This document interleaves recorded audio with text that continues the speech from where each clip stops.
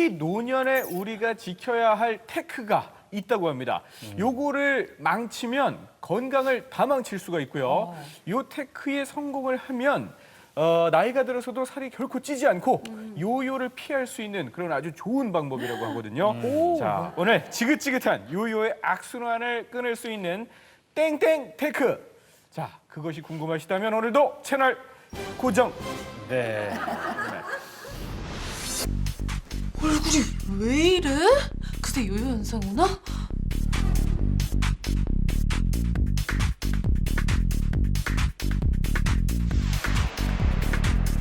지방 때문에 생기는 염증을 없애주는 천연 함염제까지 들어있기 때문에. 자, 지금 앞서 얘기한 것처럼 네. 다이어트 하면서 가장 걱정이 되는 게 바로 요요 아니에요? 네. 그렇죠? 너무 싫죠 요요. 우리 패널분들은 요요 걱정하신 적 있으세요? 2년 전에 제가 그 마시는 다이어트로 살을 좀 뺐는데 또다시 2년 후에 또 쪄가지고 요즘도 또 이렇게 음식 줄이는 다이어트 하고 있어요. 네. 좀 빠지지 않았나요? 아니 근데 오영실 씨는 찐 적이 없으신 것 같은데요, 제가. 네. 이게 본인은 알아요. 거울 보면 내 얼굴이 미워지고 여기가 이렇게 디룩디룩 해주고 있다라는 걸. 네. 그래서 빨리 그런 거를 하는데 지금 2년 만에 다시 하고 있으니 요요가 온 거죠. 네. 오영실 씨는 그래도 2년, 텀이 그 2년이나 걸리니까 다행인데 네. 저 같은 경우는 그 어떤 뭐 배역이라든가 상황상 다이어트 하는 경우가 거의 평생이었어요. 네. 네. 그러면은 빼고 나서는 한 6개월도 안 돼서 네. 원상태 복귀가 되거나 더 찌거나. 네. 그런데 이제 그렇게 너무 몇십 년을 그렇게 하다 보니까 제가 어느 날 손에 수포가 막 생기면서 주부습진 같은 그게 생기더라고요. 그래서 네. 어디 가서 검사를 했더니 면역력 결핍으로 인한 그러니까 이 다이어트를 너무 과도하게 자꾸 하다 보니까 면역력 결핍으로 인한 함포진이라고 정말 고치지 못할 그 병이 와서 고생하고 있어요. 그러니까 곽정희 씨 말처럼 요요가 단순히 살이 빠졌다가 막 급격하게 찌는 것도 문제지만 네. 건강상에도 굉장히 안 좋은 여러 가지 이유들이 있다고 들었어요. 반복되는 요요는 좀 우리가 무서워하는 심장 질환의 발병에도 영향을 많이 주는데요. 요요를 많이 겪은 여성분들이 정상 체중을 계속 유지하는 여성들에 비해서 심장 마비에 걸릴 확률이 3.5배가 높다고 하고요. 그리고 협심증이나 관상동맥 질환이라고 해서 심장의 혈관이 막히는 질환 있잖아요. 네. 그것도 생길 확률이 1.7배나 높다고 합니다. 네. 벌써 제목부터 의미심장하네요. 바닥난 근육 잔고. 내 몸에 무슨 일이 일어날까? 예. 근육의 빈자리 네. 무엇이 채운다? 어허. 뭐가 채울까 한번 보겠습니다. 네. 자, 지방. 지방이 채운다. 또 어떤 문제가 있을까요? 우리가 눈에 보이는 근육도 있지만 사실은 장기도 근육으로 돼 있거든요. 심장이라든지 내장이라든지 이런 것도 근육으로 돼 있는데 근육량이 줄면 그런 기능들이 다 같이 떨어지게 됩니다. 그리고 주변에는 내장 지방이 많이 생기게 되거든요. 내장 지방이 많이 생기게 되면 혈관에 가까운 지방이기 때문에 이를 통해서 이제 염증이나 이런 물질들이 혈액 순환으로 같이 많이 들어가면서 여러 심혈관 질환이라든지 뇌혈관 질환이라든지 이런 것들이 또 많이 생길 수 있고 또 지방간이나 대사증후군 같은 것들이 많이 생길 수가 있어요. 네. 이것도 보겠습니다. 근육이 줄어든 만큼 뭐가 생길까요? 근육의 빈자리는 지방이 채웠고 줄어든 만큼 통증이 생긴다. 근육이 줄어든 빈자리에 이제 지방이 끼게 되는데 이 지방에서 이제 염증 물질이 많이 발생할 수 있어요. 왜냐하면 지방은 원래 좀 지용성 독소 같은 걸 많이 가지고 있거든요. 이렇게 염증 물질을 발생하면 주변의 연부 조직에 염증을 많이 퍼지게 하기 때문에 더 통증이 유발되는 원인이 될 수 있습니다. 네. 결국은 이제 근육이 있어야 평형 감각도 유지할 수 있고 내 허리도 보호할 수 있고 요요도 예방할 수 있고 무조건 근육을 키워야 된다는 얘기인데 나한테 지금 그러면은 근육이 얼마나 있는지 요거를 그냥 체크할 수 있는 간단한 방법이 있을까요? 최소 이 정도 잔고는 가지고 있어야 된다라는 근육량을 볼 수 있는 방법이 있어요. 네. 그 체성분 검사에 나오는 그 근육량 있죠. 그거하고 비교를 해보시면 되는데 이제 남성분의 경우에는 본인 체중에 곱하기 0.4. 그리고 여성의 경우에는 그 체중 곱하기 0.35를 하시면 그게 이제 본인이 꼭 가지고 있어야 되는 최소 근육량이 되겠습니다.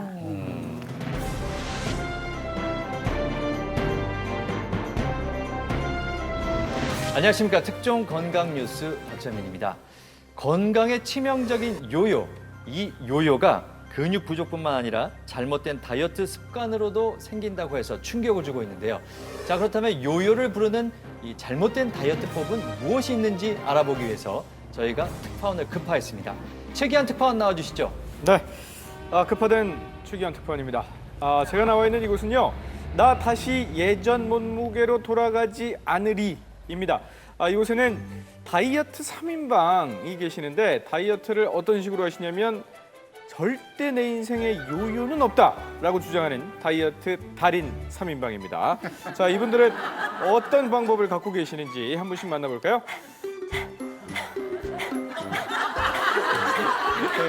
여기 복날에 강아지가 굉장히 더워하는 그런 포즈인 것 같은데요. 물을 못 마셔서 그래, 물을. 물을 못 마셔서. 내가 왜 예. 물만 마셔도 살이 찐다는 그런 체질 있잖아. 네네. 그게 딱 나야. 내가 물을 안 먹으면 그래도 유지하고 있다가 네네. 물을 조금만 먹으면 네. 살이 쪘다가 어허. 또 소변을 넣으면 그만큼 빠져요. 그러니까 나의 살의 원인은 바로 물인 거지. 그래서 물을 마시지 않는 게 다이어트 비법이다. 그렇지. 예. 내가 지금 여기가 사하라 사막이다, 모하비 사막이다. 아니, 네. 싱그루가 보이네. 당신 왜 낙타가 서 있지 지금? 어질어질하네. 예. 내가 죽을 만큼 할 때 그때 물을 조금 마시네. 예. 내가 물을 벌컥벌컥 마시냐? 그럼 절대 안 돼. 예. 나한테는 전용 텀블러가 있어요. 예. 그래서 이렇게 예. 딱 물을 요만큼씩, 어. 요만큼씩. 나이야. 자. 야. 이렇게 또 해서 또 어질 죽을 것만 같을 때 예. 이렇게 딱 한 잔을 마시고 예. 그렇게 살면서 내가 물을 조절하는 거 예. 이게 나의 체질에 맞는 다이어트다 이거지. 아. 그래서 요 정도의 몸매를 내가 예. 유지하고 있는 거예요. 이게 다이어트 방법으로는 좋을지 모르겠는데 정신 건강에는 그렇게 좋아 보이지가 않아요. 그런가? 예, 지금 우리 옆에 무서운 시어머니 전문 역할을 하고 계시는 우리 박정희 선생님께서 나와 무서워라. 계시는데 아이고. 이런 며느리 두시면 어떻게 반응하실 거예요? 아이고 밉다 미워. 그냥 어떻게 물이라고 병아리 눈물만큼 펄컥펄컥 마시지 못해? 진짜 무섭다. 바로 혼나셨어요. 자, 한 번씩 검증을 해보도록 하겠습니다. 그럼 첫 번째 방법, 일단 물을 최대한 마시지 않는 것. 이거 어떻게 도움이 될까요? 그 체내 수분량의 그 10% 정도가 줄게 되면은 생리적인 기능이 떨어지게 되고 예. 20%가 줄면은 사망에 이를 수도 있다고 합니다. 예, 또 그럴 것이 혈액이나 세포, 장기는 다 물이 거의 60% 이상을 차지하고 있거든요. 그렇기 때문에 어떤 이온화된 어떤 영양소나 노폐물을 운반시키거나 전해진 같은 걸 가지고 있는 게 물이기 때문에 물이 부족하게 되면 생명에 많은 지장을 주게 되는 것이죠. 제가 저 같은 경우 그 어떤 드라마의 배역을 맡았는데 예.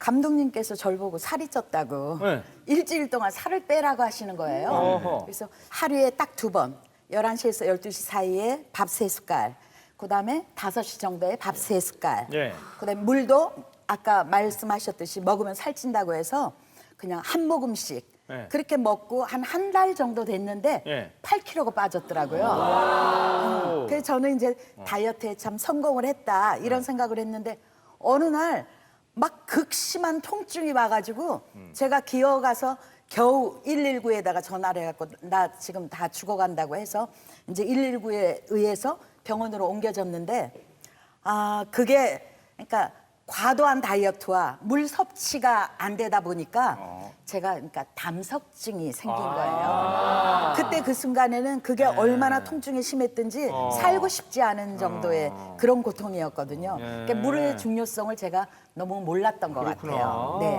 마실게요. 많이 마실게요. 벌컥벌컥 마셔. 겁나네요. 그렇대요. 아니 그러면 물을 어느 정도나 마셔야 적정한 섭취량인지 이런 것도 좀 알려주세요, 선생님. 네, 남성분들의 경우에는 그 200ml짜리 그 컵 있잖아요. 그걸로 5잔, 그러니까 1리터죠. 그리고 여성분들 같은 경우는 4잔 반, 그래서 900ml 정도를 매일 섭취하는 게 좋습니다. 그래요.